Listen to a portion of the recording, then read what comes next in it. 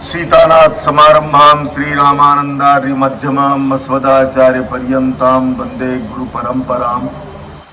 आजकल तथाकथित रामानुजियों के द्वारा रामानंद संप्रदाय को रामानुज संप्रदाय की शाखा के रूप में प्रचारित प्रसारित करने का दुष्प्रयास कुछ लोगों के द्वारा किया जा रहा है, जो निश्चित रूप से तनावपूर्ण वातावरण बनाने के लिए योजनाबद्ध रूप से ये काम किया जा रहा है।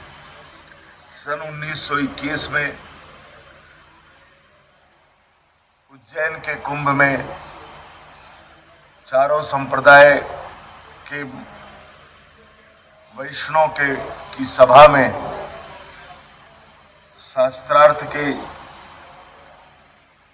विषय में ये शास्त्रार्थ हुआ कि यदि रामानुज संप्रदाय रामकृष्ण को नीचा दिखाने के लिए काम करते हैं तो हम कभी भी उनके साथ नहीं रह सकते।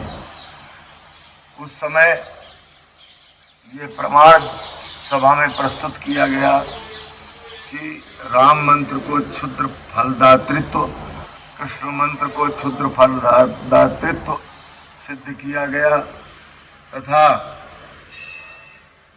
रामकृष्ण की निंदा परक श्लोकों का उल्लेख प्रपन्नामृत, वचन भूषण आदि ग्रंथों में वहाँ प्रस्तुत किया गया, जहाँ राधा जी का अपमान, भगवान कृष्ण और रामकृष्ण के बारे में हीन भावना का प्रचार प्रसार किया गया।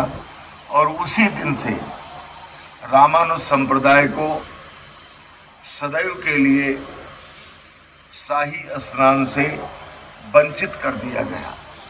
चार संप्रदाय का एक संगठन जो पहले से ही था, चार संप्रदाय में परिगणित रामानंद, निम्बार्क, माध्व और विष्णु स्वामी, इनको परिगणित किया गया। इस चार संप्रदाय का संगठन बनाया गया, चार संप्रदाय के श्रीमंतों का चयन हुआ, 7 अखाड़ों का चयन हुआ और उस दिन से आज तक रामानुज संप्रदाय के किसी भी आचार्य को शाही स्नान से में शामिल नहीं किया जाता। यही वेदना के कारण, बार बार इस कुंठा के कारण बार बार रामानुज संप्रदाय के तथाकथित लोगों के द्वारा बार बार रामानंद संप्रदाय को नीचा दिखाने के लिए रामानुज संप्रदाय से रामानंद संप्रदाय निकला है, इस तरह का दुष्प्रचार किया जाता है। आपको मालूम होना चाहिए कि रेवासा पीठ के 15वें आचार्य श्री जानकी वल्लभाचार्य जी के हस्ताक्षरों से अधोहस्ताक्षरित गुरु परंपरा उस शास्त्रार्थ में रखा गया और उसके आधार पर रामानंद संप्रदाय की गुरु परंपरा रामानुज संप्रदाय की गुरु परंपरा से भिन्न है। खींचातान करने से ये रामानुज और रामानंद संप्रदाय का विवाद आज चरम सीमा पर पहुंच रहा है।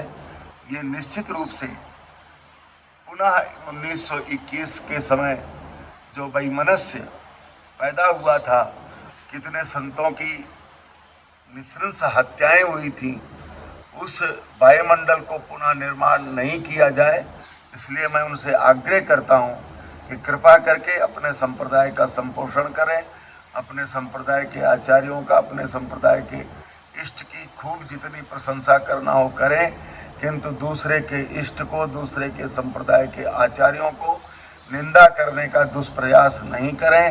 ये सारा खंडन हो चुका है, किंतु बार बार इस विषय को उठा करके अपनी वैदुष्य के माध्यम से और अपनी बुद्धि का दुरुपयोग करके विद्वेष की जो भावना फैलाई जा रही है, इसके परिणाम अगर चारों संप्रदाय के संप्रदायाचार्य इकट्ठे होंगे, सभी अखाड़े इकट्ठे होंगे, सारी अनिया इकट्ठी होंगी और उनमें अगर ये विषय चला गया तो निश्चित रूप से ये आपके वक्तव्य चिंगारी का काम करेंगे और उस समय आपसे ये संभलेगा कि नहीं संभलेगा। इसलिए मेरा विनम्र निवेदन है कि ऐसे बयानों से बचें और सबको अपने अपने संप्रदाय और निष्ठा के साथ आचरण करने के लिए स्वतंत्र रहना चाहिए। मैं ऐसा ही निवेदन करता हूं। अन्यथा अगर आप इस प्रकार का कुचोद्य करेंगे तो भविष्य में कभी भी ये चिंगारी भड़काने का दोष आपको लगेगा, हमारे को नहीं लगेगा। मैं निवेदन करता हूं कि आप इस प्रकार का कुचोद्य बंद करें, तभी भारतवर्ष में सभी संप्रदाय के संत महंत मिल करके कुछ धर्म की रक्षा कर सकते हैं।